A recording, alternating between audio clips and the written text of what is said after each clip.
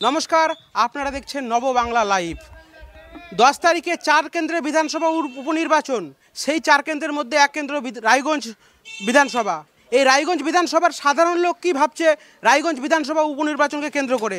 সাধারণ লোকে কি আবার কি সমর্থন করবে কৃষ্ণ কল্যাণীকে, না পালা বদল করবে বিজেপির মানস সরকার কিংবা জোট প্রার্থীকে? জেনে নেব সাধারণ মানুষের কি বক্তব্য। আপনার নাম কি? হাসিবুল হক।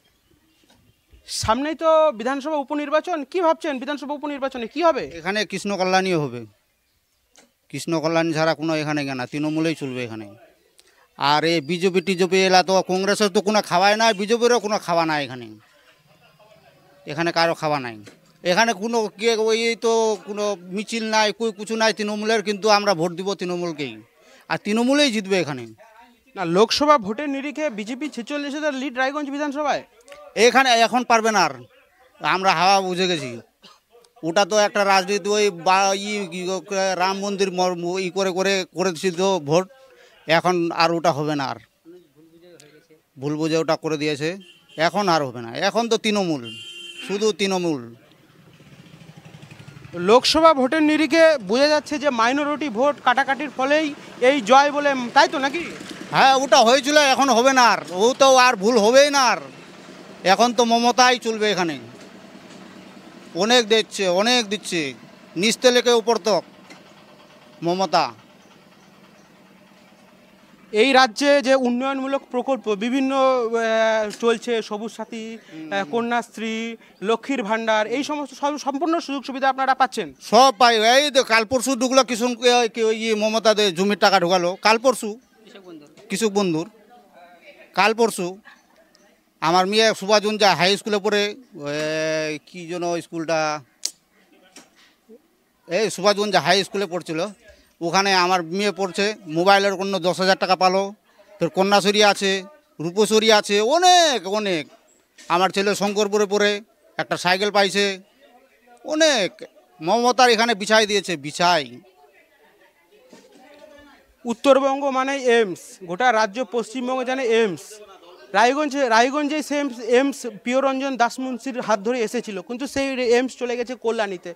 উত্তরবঙ্গের মানুষ তথা রায়গঞ্জের মানুষ এইমস নিয়ে কি এখনও ভাবনা চিন্তা করে, কিংবা তারা কার উপরে ভরসা করবে এইমসকে নিয়ে, বা আনার প্রতিষ্ঠান ব্যাপারে কাকে ভরসা করবে? আমরা শুধু মমতাকেই ভরসা করি, মমতা দিদিরই ভরসা করি আমরা।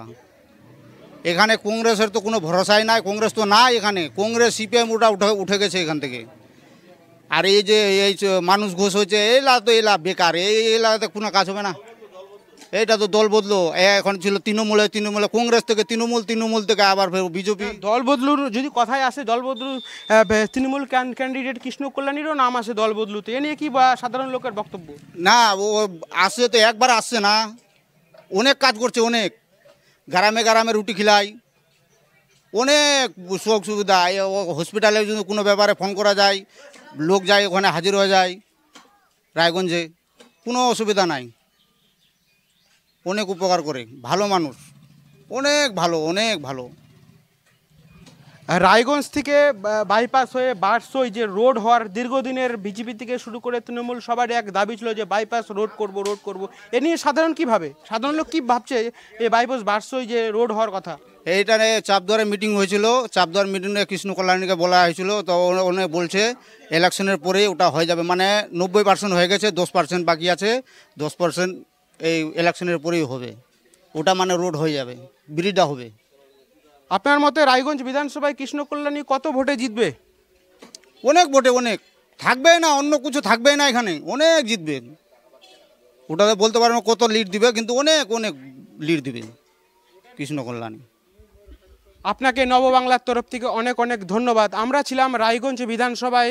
সাধারণ লোকের, জনতার দুয়ারে কি বলছে তাদের বক্তব্য তা জানাচ্ছি আমরা। আপনারা নজর রাখুন নববাংলা লাইভে।